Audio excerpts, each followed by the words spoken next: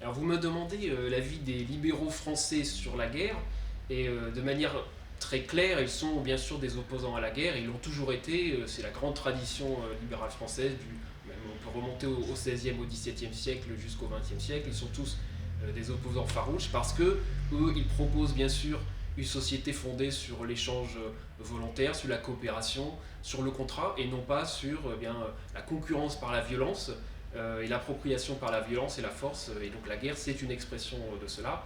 Ils sont bien sûr opposés à cela. Et une autre raison, c'est que la guerre, c'est trop souvent l'appropriation par la contrainte et de populations qui devraient être propriétaires d'eux-mêmes, et puis avoir par le contrat également faire des institutions et une vie politique qui soit libre. Et la guerre, c'est trop souvent des échanges de territoires, de populations qu'on acquiert, qu'on donne, qu'on échange, que parfois on vend, on achète.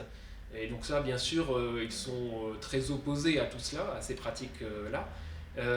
Avec la question qu'on se pose aussi, s'il y a une guerre juste dans leur opinion, je pense qu'en les lisant, on s'aperçoit que la légitime défense, la défense du territoire national, elle pourrait s'entendre d'une manière légitime, mais à certaines conditions quand même.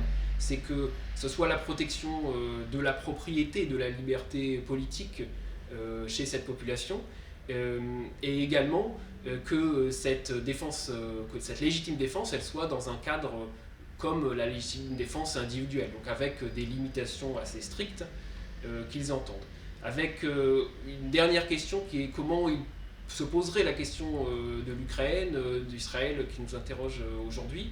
Je pense que sur l'Ukraine, je pense que l'enjeu pour eux serait non pas d'aider l'Ukraine, mais surtout de fonder ce qu'on pourrait appeler la sécurité internationale, donc les règles de l'état de droit à l'échelle des nations, pour avoir vraiment une sécurité comme il y a dans les nations, entre les régions, entre les villes.